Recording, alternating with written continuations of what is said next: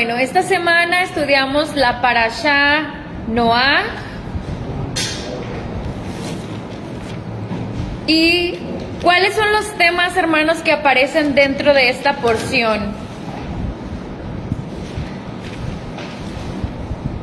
Recuerdan, la semana pasada hablamos de los temas que aparecían en la porción Bereshit e hicimos una lista breve y decíamos la creación en 6 días, la creación del hombre, la desobediencia en el huerto del Edén, la caída de Adán, el relato de Caín y Abel, y así fuimos enlistando las genealogías que aparecían dentro de toda la porción. Entonces ya la estudiamos durante toda la semana. ¿Cuáles diríamos que son los temas? Yo creo que pues la mayoría los conoce. Estas son porciones que yo creo que conocemos muy bien.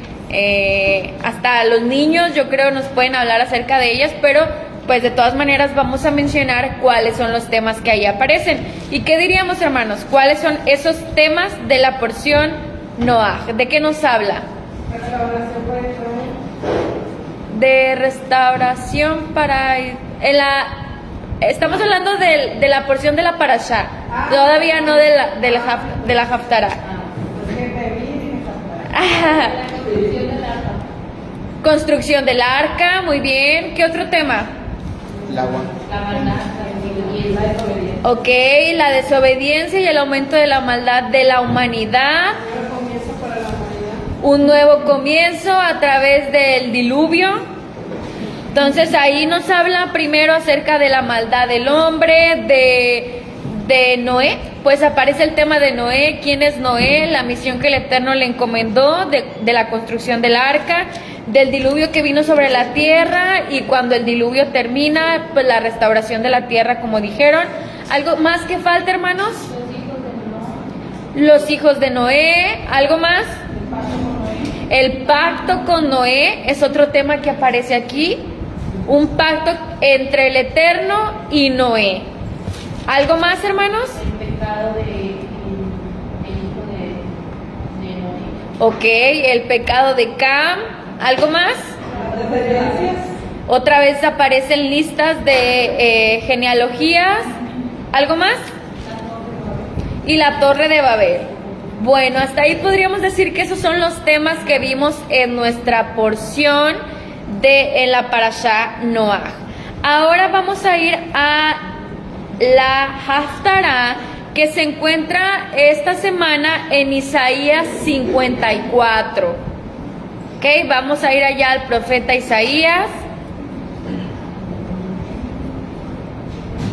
Y vamos a dar lectura, así como lo hicimos la semana pasada. Shabbat Shalom para la hermana Poli, la hermana Blanquita y la hermana Sirley.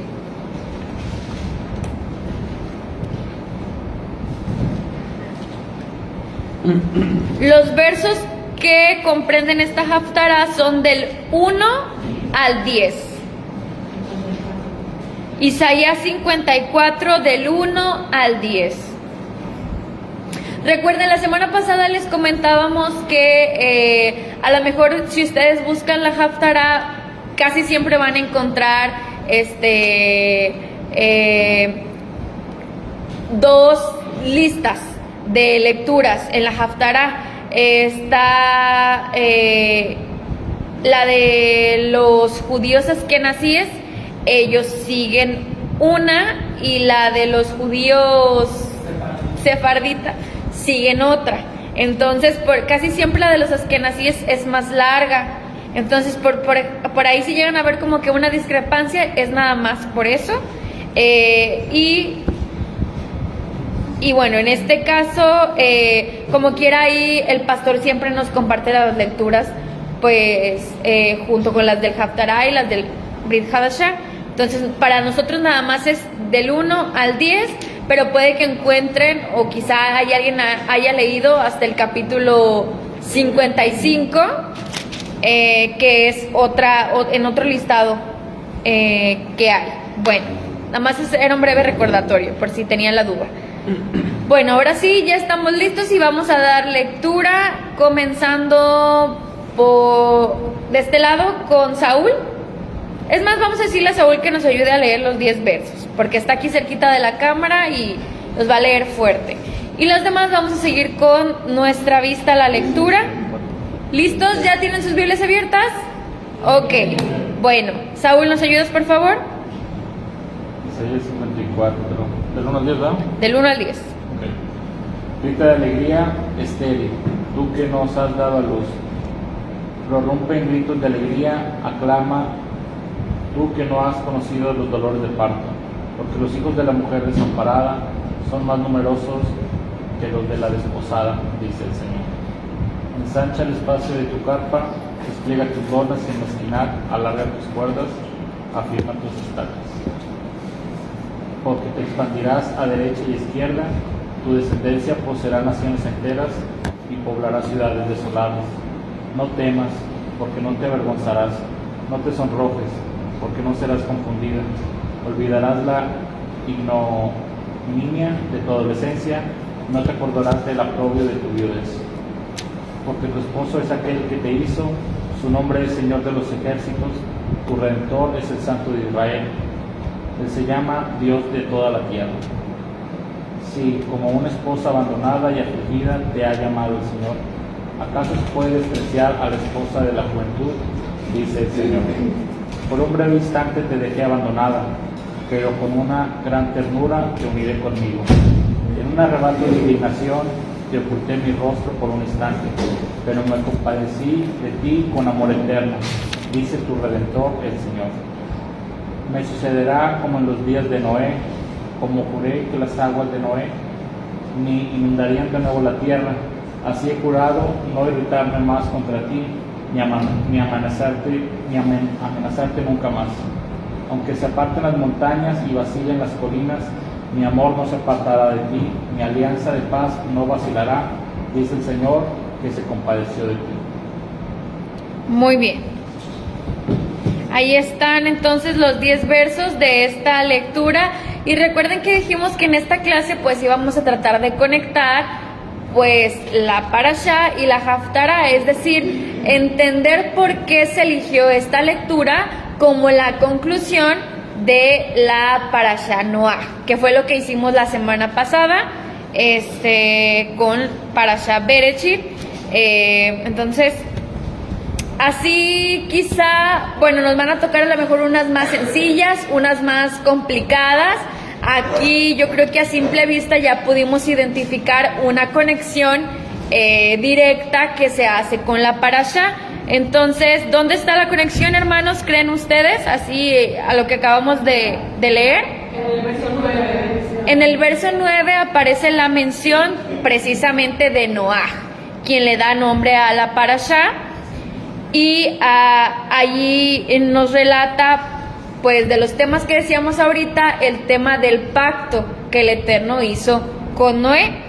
Entonces, hay algunos términos que aparecen tanto en estos versos como en la porción Noah, además del nombre de Noah.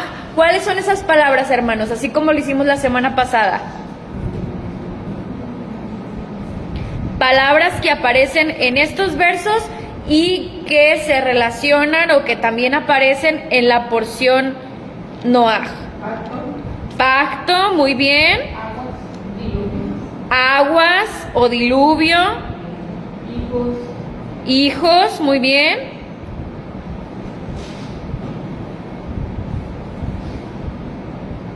Poblará naciones. Ok, poblar, tierra, naciones. Nos faltan dos términos importantes.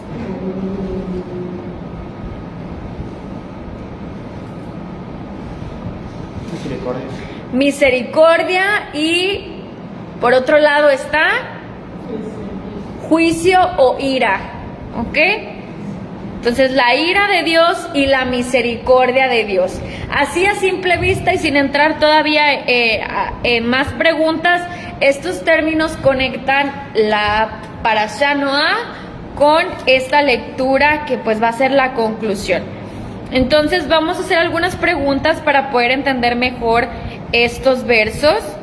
Y la primera pregunta es, bueno, aquí quizás no lo van a saber, pero lo pueden investigar. ¿Cuál es el contexto histórico de estos versos que estamos leyendo? Sabemos que los escribió el profeta Isaías, pero ¿en qué momento de la historia de Israel? ¿Alguien sabe? Ok, en el exilio. En el exilio, ¿cuál exilio?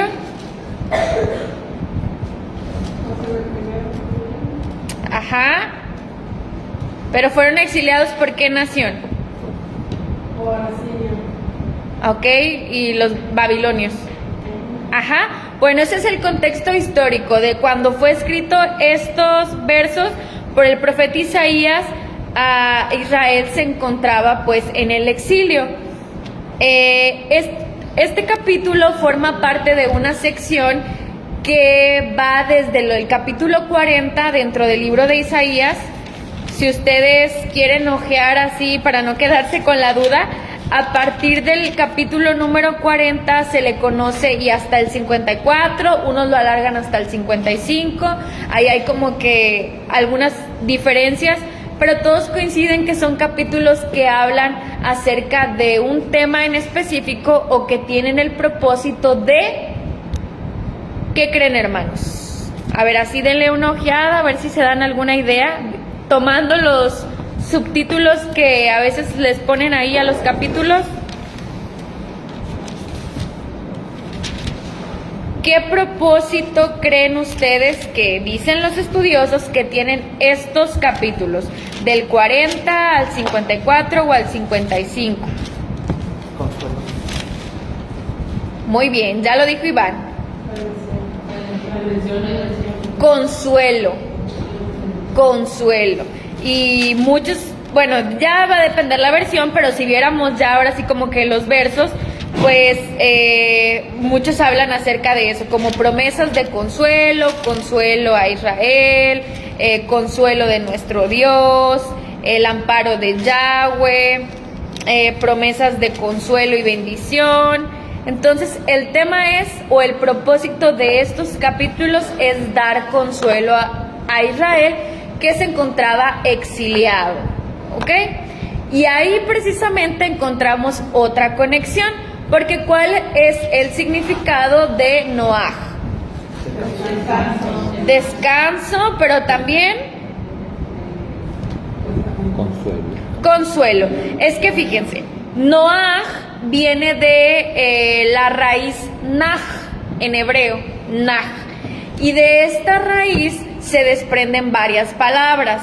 Por ejemplo, la palabra Nohut, que significa comodidad, la Noaj, que significa descansar, y Nehama, que significa consuelo.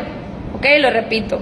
Noaj viene en hebreo de la raíz Naj, de donde se desprenden palabras como Nohut, que es comodidad, la Noaj, que es descansar, y Nehama, que es consuelo.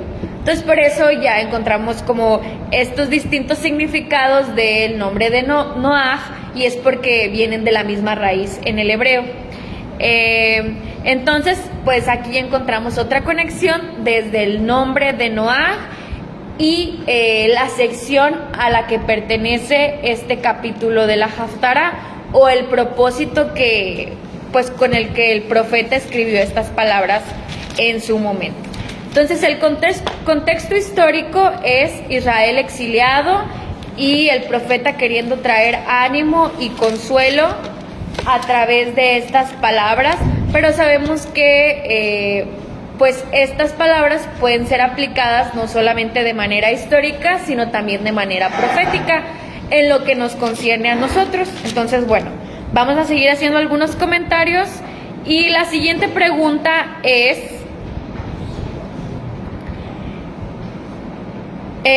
¿con qué mujeres es comparado, o bueno, más bien les voy a preguntar, qué mujeres son mencionadas en los versos 1 al 6? Hay, vamos a decir, 3 mujeres o 3 tipos de mujeres que son mencionadas ahí. Una mujer estéril, ok, ahí va la primera. Una mujer No. Viuda. A lo mejor la versión va a variar, pero es una mujer viuda. Desolada. Y una mujer abandonada o repudiada. Ajá, entonces son tres distintas. La primera pues es estéril, la segunda está viuda, pues eso quiere decir que su esposo falleció, pero la tercera es una mujer repudiada o abandonada, es decir, su esposo pues abiertamente la repudió o la abandonó, no es que murió. ¿Okay? Entonces se mencionan estos tres tipos de mujeres y aquí hay una comparación que se está haciendo con estas tres mujeres. Y ahorita vamos a ver pues de quién está hablando.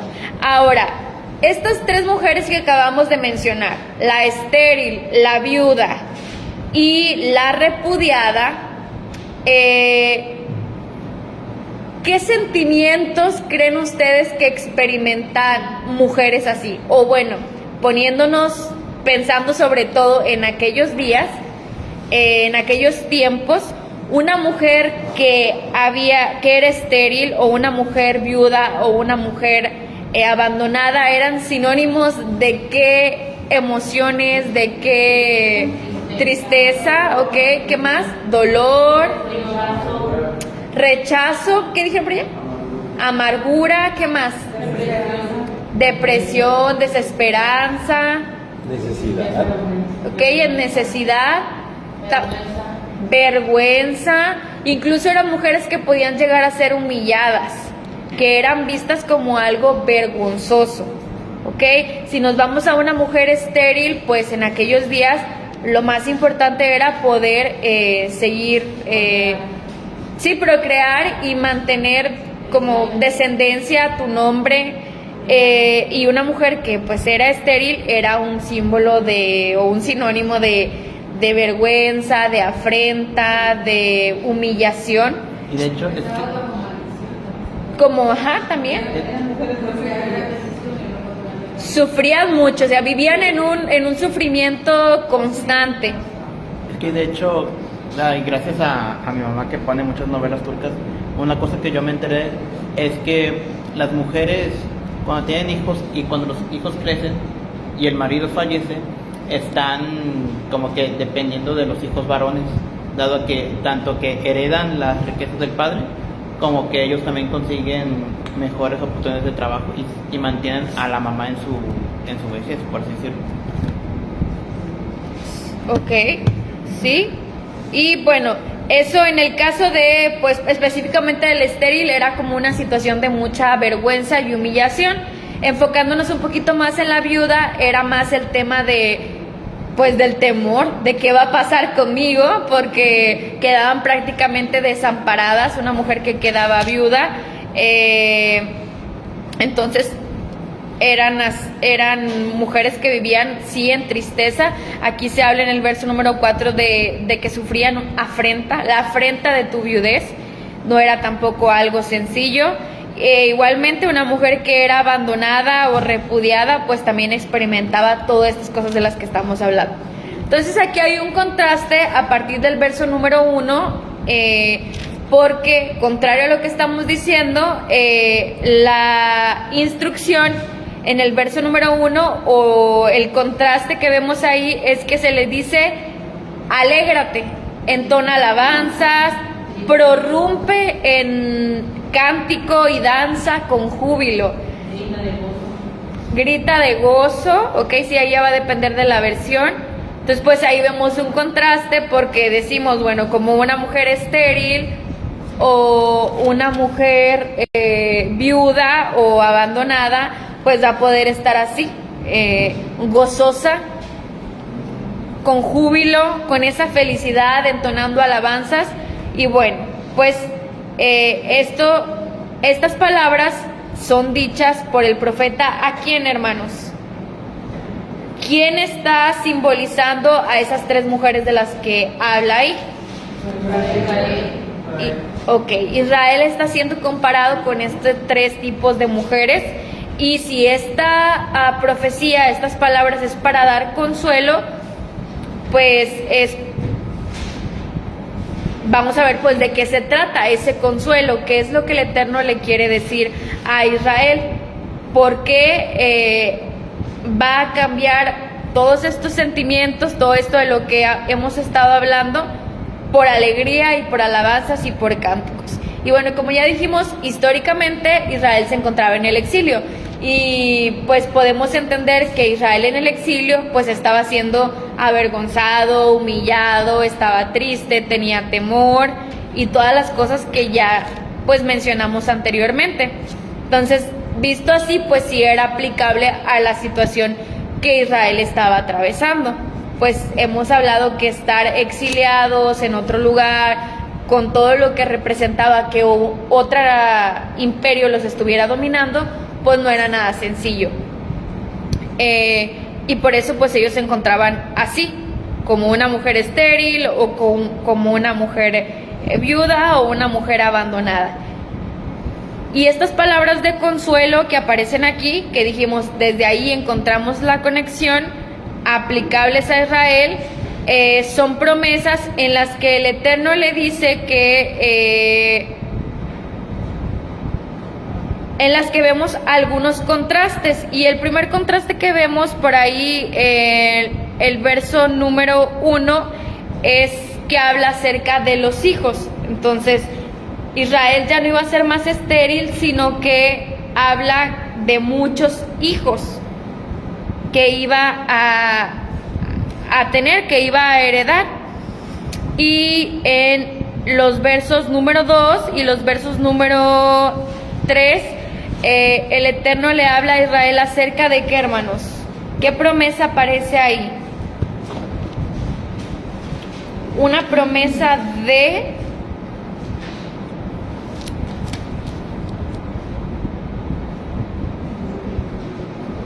volver. Dice: amplía el sitio de tus tiendas, extiende las cortinas de tus moradas y no te reprimas, alarga tus cuerdas y afirma tus estacas. Entonces no está quizá muy claro, pero ¿a qué creen que se refiere? Habitantes, o sea, se le mucho. Iban a crecer en número. Porque aquí sí dice más claro, dice: no te detengas, alarga tus cuerdas y fortifica tus estacas, porque te extenderás hacia la derecha y hacia la izquierda. Ok, entonces el consuelo que aparece ahí es que pues iban a regresar a sus tierras, que ya no andarían errantes y además iban a multiplicarse. En el verso número 2 utiliza la figura como de una tienda de pues en las tiendas en las que vivían anteriormente, en aquellos días, como un tabernáculo, y pues eran tiendas, imagínense, pues sí, una tienda de campaña, vamos a decir, donde obviamente pues ya están las medidas, pues las hacen a la medida, ¿no? El techo y todo lo que le ponen pues lo hacen a la medida, y utilizaban lo que eran las estacas para poder como que detenerla y darle estructura. Y ahí en el verso número 2 dice: extiende las cortinas y alarga tus cuerdas y afirma tus estacas. O sea, como haz más grande la casa de campaña o la tienda. Tienes que hacerla muy grande porque ya no vas a caber ahí, vas a necesitar más espacio. Entonces hay una promesa de multiplicar, de crecer en número y de volver nuevamente a Jerusalén. Y pues les digo, los israelitas en aquellos días que estaban exiliados, lo que más los reconfortaba era esa esperanza de un día poder volver a Jerusalén. Ellos pues exiliados se preguntaban si iban a volver o si el Eterno los iba a restaurar nuevamente a Jerusalén. Y aquí pues estas palabras del profeta Isaías eran para animarlos, reconfortarlos y darles esperanza que el Eterno los iba a rescatar.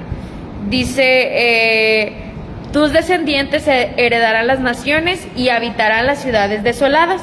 Entonces, en medio de estas circunstancias difíciles, aprendemos que a pesar de que Israel estuviera exiliado y oprimido, ellos iban a seguir creciendo en número.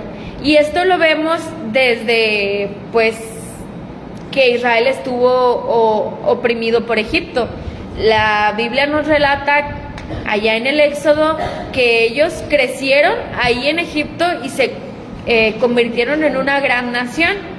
Se multiplicaron de una forma impresionante y se convirtieron en una nación fuerte y poderosa. Y el Eterno, pues, yo creo que a lo largo de la historia de Israel ha mantenido esta promesa, porque pues mucho se habla de que a pesar de que incluso en tiempos más modernos trataron de exterminarlos, los judíos siguen manteniéndose, o el pueblo de Israel sigue manteniéndose en número. Y eso solamente si vamos a la parte, digamos, a los que son considerados israelitas por tener la nacionalidad, pero sabemos que este aspecto es un aspecto más allá de lo físico o de la nacionalidad como tal, es algo que se extiende de manera espiritual, y si realmente profundizamos en ello nos vamos a dar cuenta que esa multiplicación espiritual pues rebasa mucho más la simiente física de Israel, digámoslo así. Entonces, bueno, ahí está la promesa del Eterno, una promesa muy importante, que en medio de circunstancias adversas, de exilio y de opresión, Él fortalece a su pueblo para que puedan seguir multiplicándose, de modo que ya no quepan en la tienda, como dice aquí. El verso número 4 dice: no tengas temor, porque ya no serás, ¿cómo dicen sus versiones, hermanos?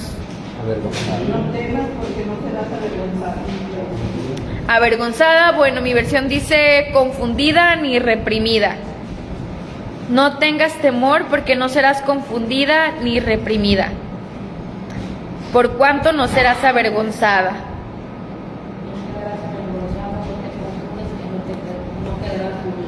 No quedarás burlada, ok. Esto dice: no te sonrojes. No te sonrojes. Que no quedarás confundida. No quedarás confundida, ok. Muy bien, entonces recuerden, estamos viendo los contrastes. Primero vimos que el Eterno está comparando aquí a Israel con 3 mujeres, y ya hablamos de pues cómo se sentían esas mujeres o qué simbolizaban esas mujeres, y son contrastes porque en el caso del estéril, pues un estéril lo que lo caracteriza es el no poder tener hijos. Sin embargo, el Eterno dice que Israel va a multiplicarse en gran manera, que es pues un contraste con lo que representa una mujer estéril. Y en este caso que dijimos que la mujer viuda representaba también igual vergüenza, temor, miedo, pues el Eterno le dice: ya no tengas temor porque ya no serás confundida, ni reprimida, ni burlada. Dice: por lo cual tu Señor así te hará. Yahweh de los ejércitos es su nombre. Y sabemos que las mujeres viudas en aquellos días a veces necesitaban, que hermanos, había un proceso para que ellas pudieran volver, o cuál era la esperanza que ellas tenían, las viudas, que fueran ser redimidas. Las escrituras nos hablan de este proceso de redención, y aquí a Israel se le dice que va a ser redimida, pero ¿quién va a venir a ser su esposo? Por el Eterno mismo. El Eterno mismo la va a redimir. En el verso número 5 dice: el Señor así te hará, Yahweh de los ejércitos es su nombre, y el Santo de Israel es tú. ¿Cómo dicen sus versiones? Te redimirá. Mi versión dice: es tu redentor. ¿Otra versión? Dueño marital. Dueño marital, ok. Sí, el 5. Acá dice: el que te rescata. El que te rescata, dueño marital, es tu dueño marital, tu redentor. ¿Qué te hizo que te desposaron? Ok, como que se va a volver a casar con, o sea, se va a casar contigo. Ajá. ¿Alguien más?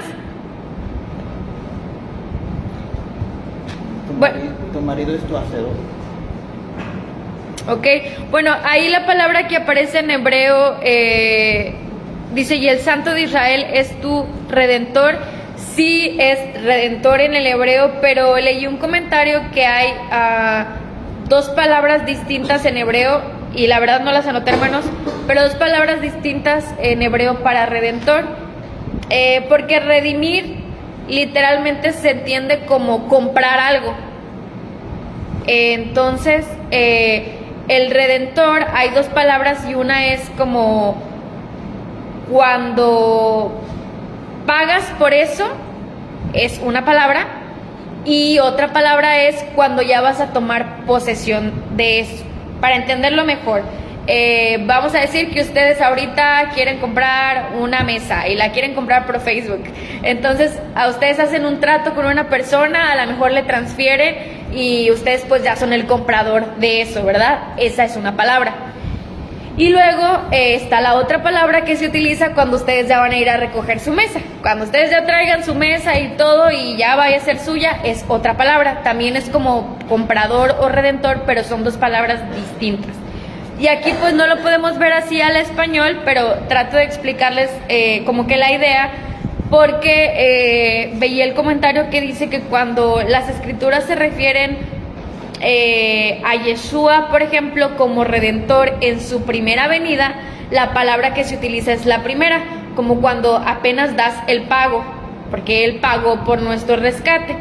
Y en las profecías que hablan acerca de Yeshua en su segunda venida, la palabra que aparece es la segunda, cuando Él ya viene no a pagar, sino a tomar posesión de algo que Él ya compró o ya pagó. Espero que se entienda la idea. Entonces aquí, si viéramos en el hebreo, la palabra que aparece es la segunda palabra. Les prometo que se las voy a mandar porque no las anoté, pero es la segunda palabra de alguien que viene a poseer a el pueblo de Israel, a tomar lo que es suyo, lo que Él ya pagó. No como... Por ejemplo, si vamos al contexto inmediato, en el capítulo 53, habla de Yeshua como el siervo sufriente, el que va a pagar el rescate por muchos, con todo lo que hizo, humillación. Ahí aparecería el primer concepto, el de alguien que viene a pagar. Pero en este capítulo 54, el concepto es de alguien que viene a poseer, a tomar lo que le corresponde. Y es lo que vemos ahí entonces en el verso número 5, que el Eterno poseerá o será el dueño marital, como aparecía acá, el esposo de Israel, y será llamado el Dios de toda la tierra. Dice el verso 6, porque Yahweh te ha llamado como a mujer abandonada y afligida de espíritu, y como esposa de la juventud que es repudiada, dice tu Dios. Verso número 7. En un momento de ira, habla de un momento en contraste con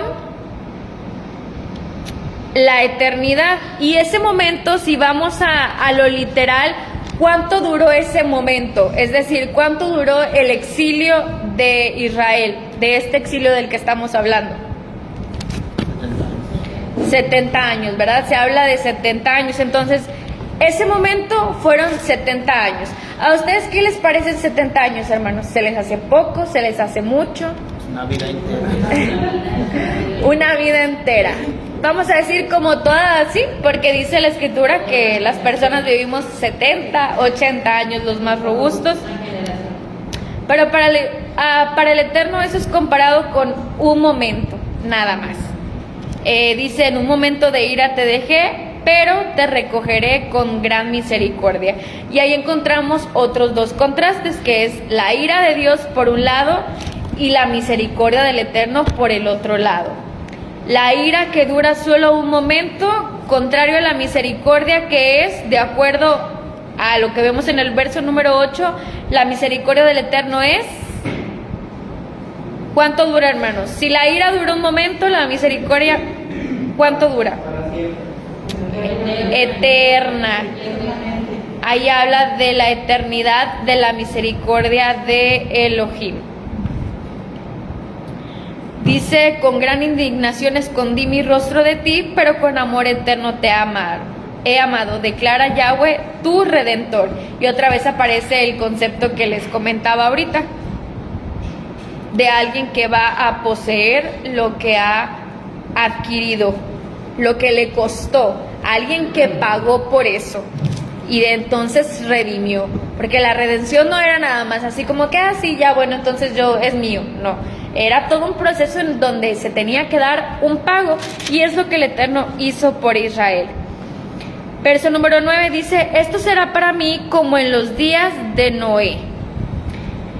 Y bueno, hace rato decíamos que el nombre de Noé significa consuelo, y hemos estudiado que pues en aquellos días el Eterno o el nombre que las personas tenían estaba muy relacionado con el propósito de vida de esa persona, o con características de su personalidad, como que revelaban lo que él iba a hacer o cuál era el propósito que iba a tener. Tanto así que el Eterno les cambiaba a algunos el nombre para que tuviera como que una mejor relación de con lo que él iba a hacer. Por ejemplo, vamos a ver, y no me voy a adelantar, pero bueno, un poquito, a Abraham el Eterno le cambia el nombre, ¿verdad? Para que tuviera pues una mejor relación con el propósito de vida de Abraham. Entonces, en el caso de Noé, si su nombre significaba consuelo, ¿cómo creen que se relacionó esto con el propósito que el Eterno tenía para su vida o con su misión de vida? ¿Dónde se cumple esta parte de que Noé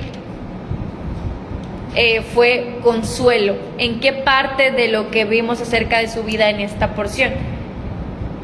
¿Cómo se relaciona el significado de su nombre con su propósito o con su misión de vida?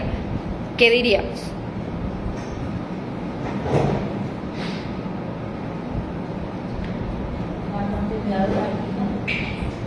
¿Ok? Porque dio continuidad a la vida, entonces ahí está el consuelo. ¿Ok? ¿Alguien más?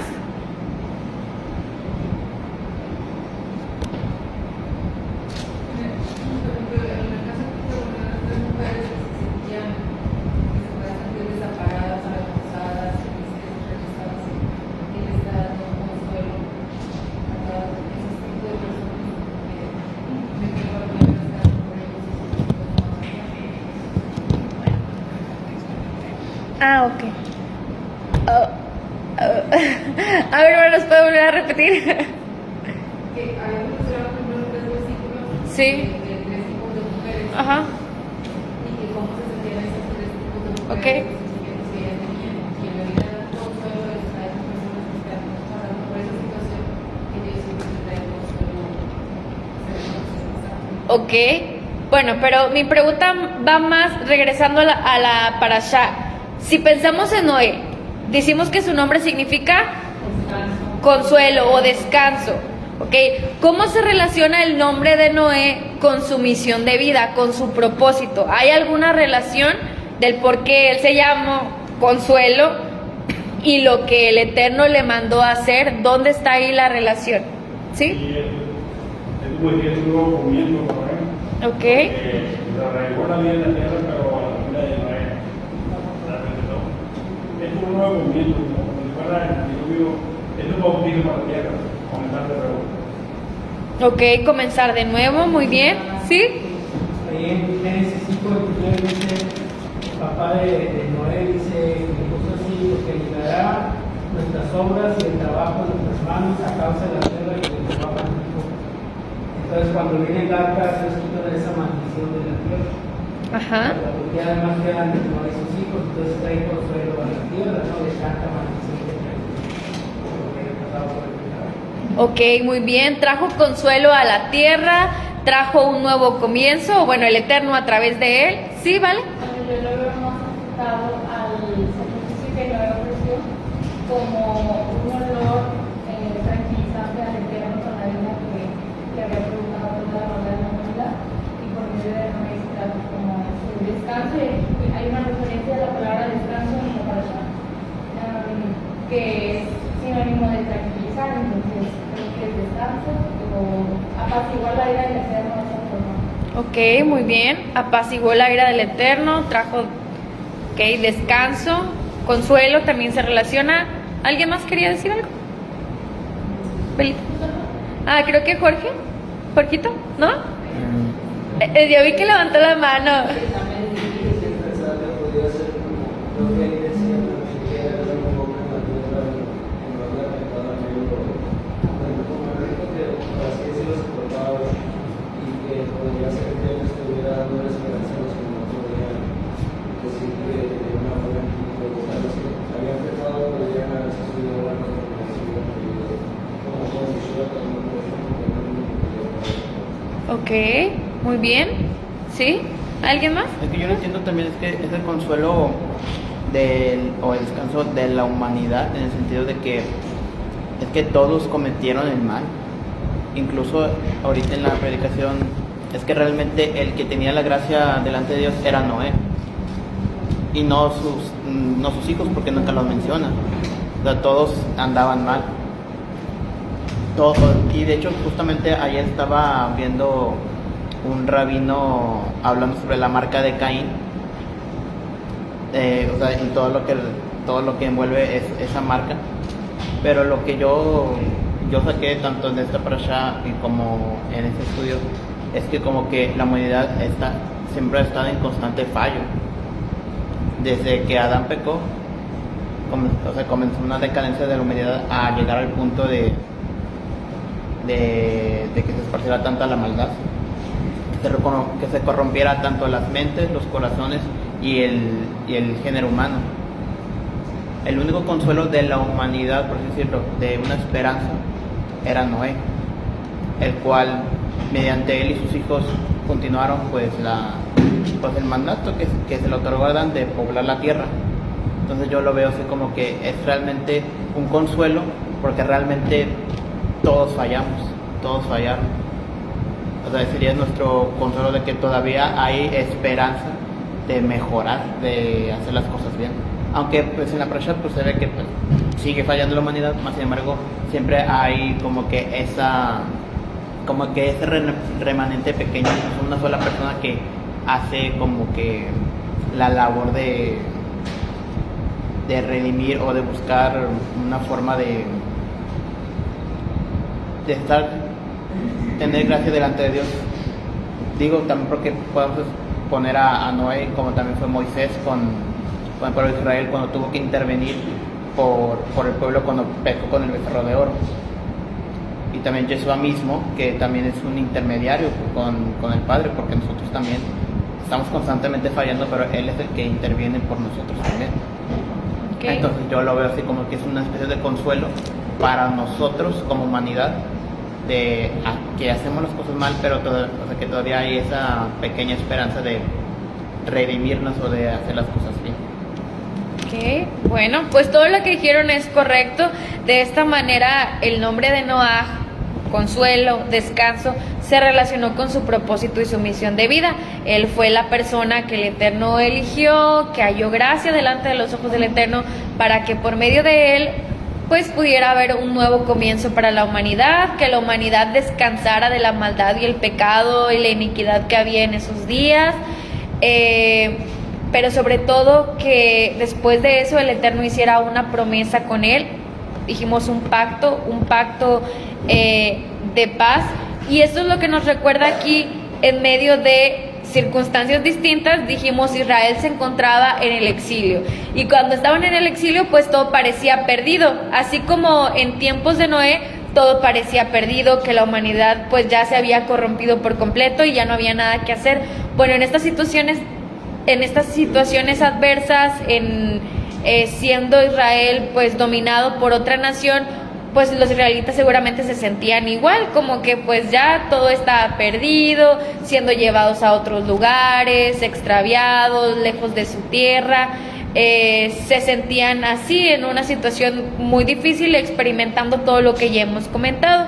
Sin embargo, este capítulo, estas palabras del profeta Isaías, pues sirven para traer Noah, para traer consuelo al pueblo de Israel, y recordarles las promesas que el Eterno tiene para ellos y el pacto que el Eterno había hecho con el pueblo de Israel, que es un pacto eterno, y que aunque a veces o en ese momento pareciera que el Eterno pues los había olvidado o los había abandonado por lo que estaban sufriendo en el exilio, el profeta les recuerda que el pacto es eterno y que esto no iba a ser para siempre.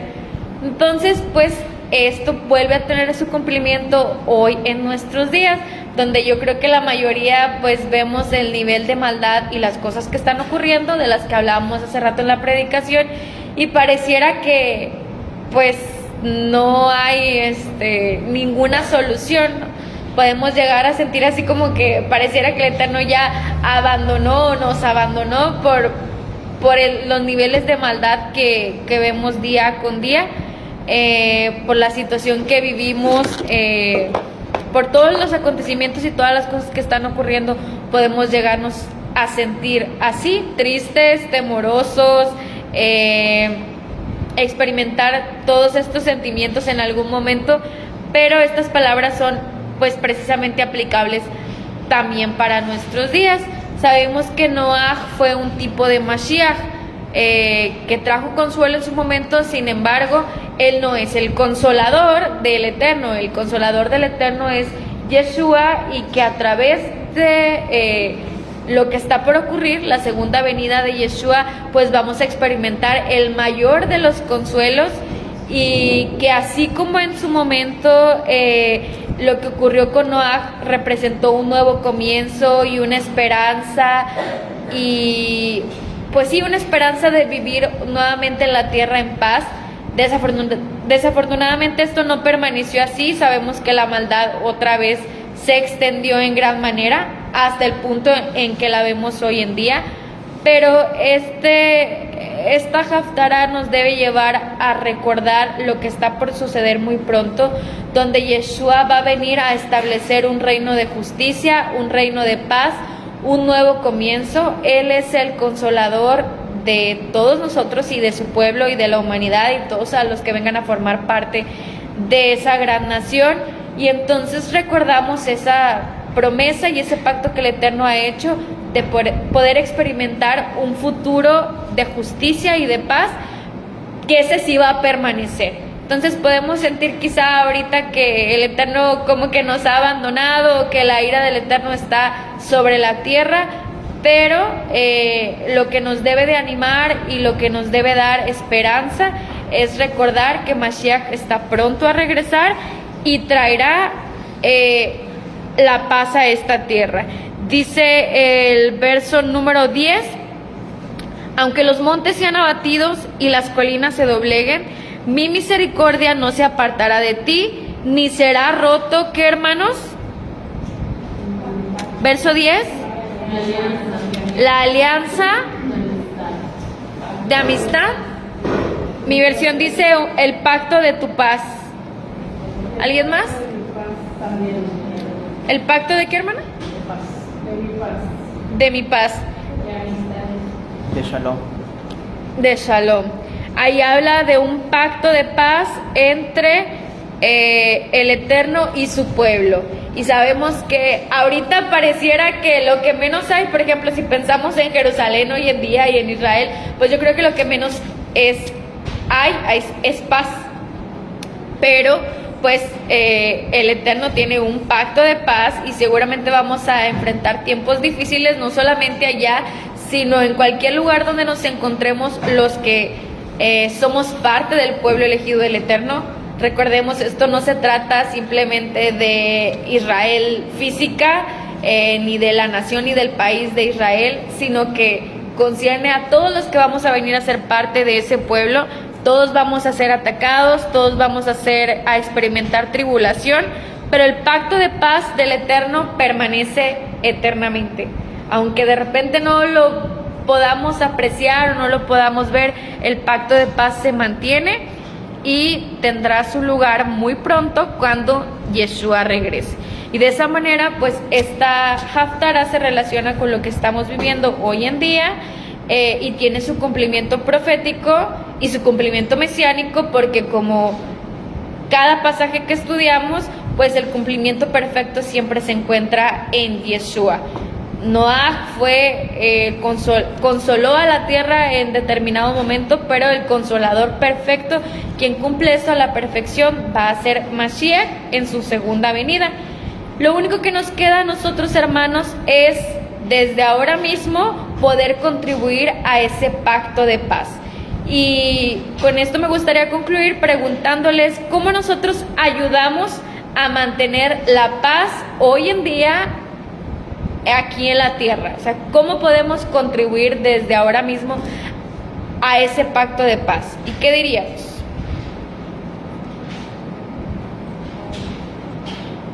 ¿Cómo podemos traer paz en estos días en donde lo que menos parecería que hay es paz? ¿A través de qué? Porque con esto nos vamos a quedar y es en lo que nosotros debemos de concentrarnos. ¿Cómo mantenemos la paz en nuestros lugares donde vivimos, en nuestros hogares, en nuestros trabajos? ¿Cómo podemos contribuir a traer paz al mundo hoy día? Pues una, no contribuyendo en la maldad, ¿Ok? no siendo parte de todo lo que ahora hay, toda la maldad que se ¿Ok? siente. Y otra, pues, lo que siempre trae paz, ya no sabemos, es compartiendo la autoridad. Muy bien. Entonces Pela mencionó 2 puntos importantes. La falta de paz se relaciona con la falta de Torah, o sea, con la maldad. Para que no haya paz, si no hay paz es porque hay maldad. Y si hay maldad es porque no se está obedeciendo la Torah. Entonces, los mandamientos. Entonces Perla menciona que compartiendo con nuestros semejantes contribuimos a traer paz. Y es que pues precisamente eso es la paz. Si nosotros obedecemos los mandamientos, si nuestros semejantes obedecen los mandamientos, pues entonces vamos a tener paz interior, paz en nuestro hogar, paz en nuestros trabajos, en nuestras comunidades, en nuestros círculos cercanos. Va a haber paz porque pues todos estamos obedeciendo los mandamientos del Eterno. Entonces la obediencia trae como resultado paz y obviamente la maldad pues nos trae lo contrario. Entonces lo que podemos hacer nosotros ahora mismo para poder contribuir es pues mantenernos obedeciendo los mandamientos, perseverando en la obediencia. Eso traerá como resultado que podamos disfrutar un poco de paz a pesar de las circunstancias adversas y todo lo que está por suceder. Y obviamente compartiéndolo con otros para que ellos también puedan experimentar. Entonces, pues Perla nos dio la respuesta correcta. Y bueno, pues yo creo que con eso es con lo que nos quedamos. Al final, siempre después de cada enseñanza, concluimos que la parte que a nosotros nos toca es pues mantenernos firmes, mantenernos fieles hasta el fin. A pesar de cómo se pongan de complicadas las cosas, la obediencia a los mandamientos es lo que nos va a ayudar a permanecer firmes hasta el final. Y bueno, ¿sí, hermana? Claro.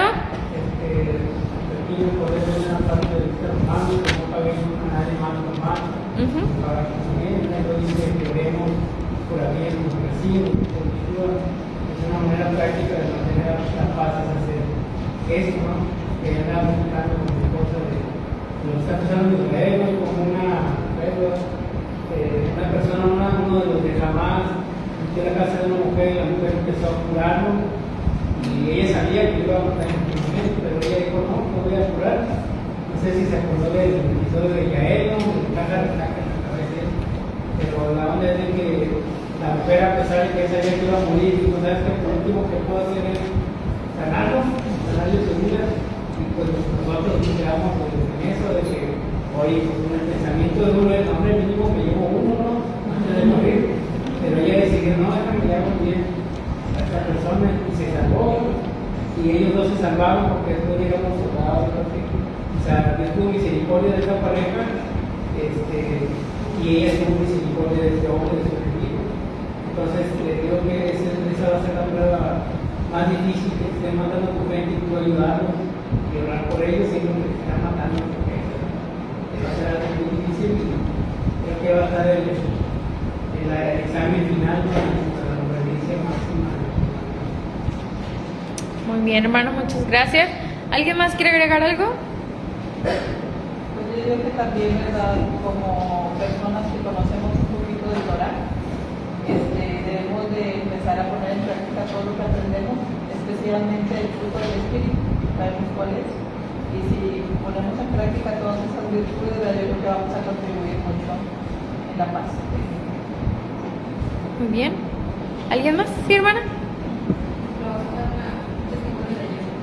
De cómo no participar en la manada, de cosas que dices tú, porque la gente hace lo que hace y no entiende. Yo tengo un pedacito de banqueta, la gente de mi casa tiene un pedacito de tierra y cuando no hemos sembrado nada ahí, te voy a poner unas macetas que son puras hojas, pero se ve muy importante. Dos macetitas que se van a donar y yo dije que me la robaron una maceta y yo, o sea, yo estaba perdido, se robaron una maceta, o sea, ¿cómo se te ocurre ir a robarte una maceta de la casa de alguien que vive de por tu casa? O sea, cuando ya trae la gente eso de robar, no importa lo que sea, se van a robar algo. Y yo digo, ¿por qué robarte? A mí no se me ocurriría ir a un lugar y decir, voy a robar una maceta de alguien. Yo lo bueno que no lo digo porque si me hubiera visto, a lo mejor yo no hubiera reaccionado bien, como hubiera molestado la relación, más que nada. Si quiero la maceta, pidiéndole que la regalo, ya la tengo manda.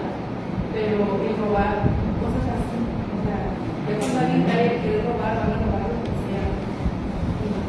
Eso no me deja pasa nada. Sí. ¿Quiero comentar algo por acá? ¿No?